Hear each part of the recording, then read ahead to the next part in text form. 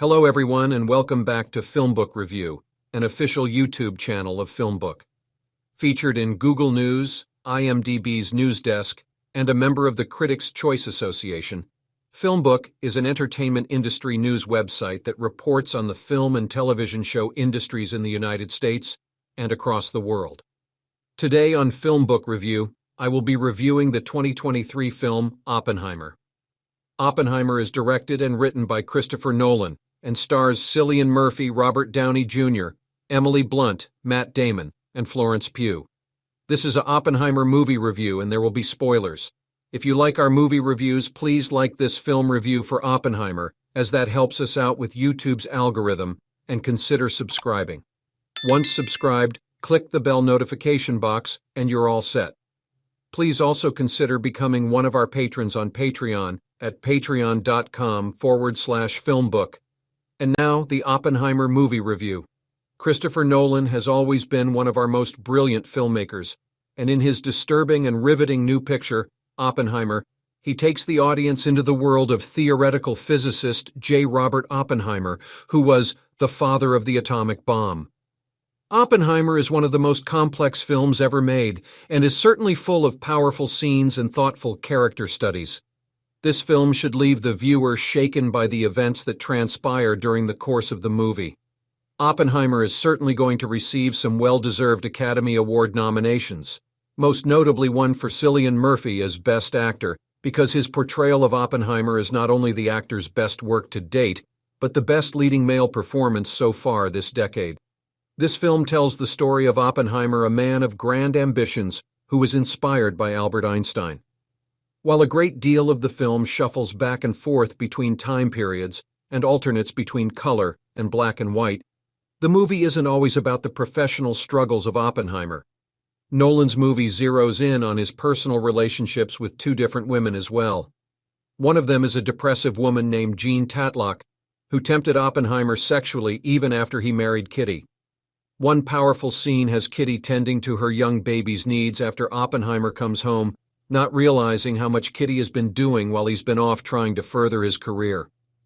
Blunt is outstanding in this scene. Matt Damon, always reliable, plays Leslie Groves, who was the head of the Manhattan Project at Los Alamos, which during World War II researched and developed nuclear weapons. Leslie helped bring Oppenheimer on board and developed a professional bond with the physicist throughout the years, which was challenged years later. Robert Downey Jr., in his best screen performance in years, serves as Lewis Strauss, who was the head of the Atomic Energy Commission, and became a barrier to Oppenheimer's ability to find success later on in life. The creation of the atomic bomb leads to devastating circumstances which end up haunting Oppenheimer later in the movie. Murphy really finds a way to inhabit the mind of this character, transforming from an ambitious man to a haunted one who becomes overwhelmed with the pain and suffering which has been endured by his creation. Also particularly effective are the scenes with Blunt's Kitty, who stands by him through a lot. One can only wonder about what happened with the family construct Kitty had with her husband and children when the film hints at a lot of experienced sorrow that was faced by those involved. While the film shows a lot, it's what Nolan doesn't show that is even more interesting. Florence Pugh is solid in her role as the other woman, Jean. When Oppenheimer brings her flowers, she grows frustrated, and in one of the film's few attempts at comic relief, she throws flowers he gives her away right after he gives them to her. We feel Jean's sadness in a scene where Oppenheimer and Jean each sit on a chair naked. They seem distant despite the intimacy that brings them together. Damon and Downey Jr. are at the top of their game here. Damon's character so nonchalantly discusses potentially having a supporting character killed when that character walks away from his work at one point in the movie. Damon's best scene comes when he must reveal if he would have granted Oppenheimer security clearance years after the atomic bomb was developed, knowing what he knows now. Downey Jr. shines in a role that allows the actor to sink his teeth into it. As the character of opposition to Murphy's Oppenheimer, Downey Jr. proves to be fierce on screen.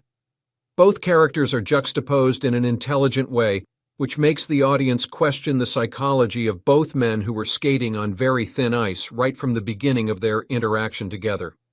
Strauss was initially selling shoes earlier in his life, and that fact may have helped make him the wrecking ball he ultimately becomes. When Oppenheimer's ties to communism are brought into the plot, Nolan shines in terms of the way he examines the perception of how such ideas were viewed back then. Nolan has many talented performers sprinkled throughout the movie, and the cinematography and music intensify the themes found throughout the film. Another great performance is the brief turn by Gary Oldman as President Truman, who finally meets with Oppenheimer with disappointingly simplistic results. Truman doesn't see the situation the same way Oppenheimer does and also seems to want to take credit in a way for what Oppenheimer has created. Murphy is a shoo-in for a Best Actor Oscar nomination. As the lead character who drives the film, we feel Oppenheimer's reactions to his own decisions, which become frighteningly devastating to behold. There's no easy answers for Oppenheimer once the bomb is dropped. He becomes a victim of his own ambitions and must suffer the consequences as a result. Even though he makes the cover of Time magazine, it's at a great cost to his soul. Nolan has crafted one of the most chilling portraits of the atomic bomb ever filmed. There have been films which have explored this territory before, such as Fat Man and Little Boy, but Oppenheimer plays on a much grander scale. Dr. J. Robert Oppenheimer was truly a man who was a genius, but because of his ambitions, ended up in a place much different than he would have expected. Of course, Oppenheimer has plenty of surprises, such as characters who turn out to not be everything they appear to be. It never oversimplifies its complex politics, and this movie will lead to thought-provoking conversations afterwards. They will not, however, be about the romance in the movie, which is pretty cut and dried, and doesn't always feel on the mark. Sometimes the great scenes between Blunt and Murphy feel like they could have led somewhere more interesting than they actually go. At 3 hours long, the movie also feels a bit bloated and could have easily been trimmed 20 minutes or so. That being said, Oppenheimer is sure to get Nolan an Academy Award nomination for Best Director, and deservedly so. At this point in the year, it looks like Cillian Murphy's name could be called for Best Actor as well. How much one ultimately enjoys Nolan's latest film depends on how interested in the topic one is. It's all a lot to think about and feels a bit heavy for a summer movie, but it's expertly made and fascinating nevertheless. And that brings us to the conclusion of this Oppenheimer movie review. I would love to hear your thoughts on it below in the comments section. If you liked what you heard during this review, please like this video and subscribe to this channel. Please also visit and subscribe to our podcast channel at FilmBook Podcast and our trailer and reaction channel at FilmBook Trailers. If you would like to get FilmBook's articles delivered to your inbox, sign up for our daily newsletter in the description at film-book.com. Thank you for viewing, and you can watch one of these reviews next.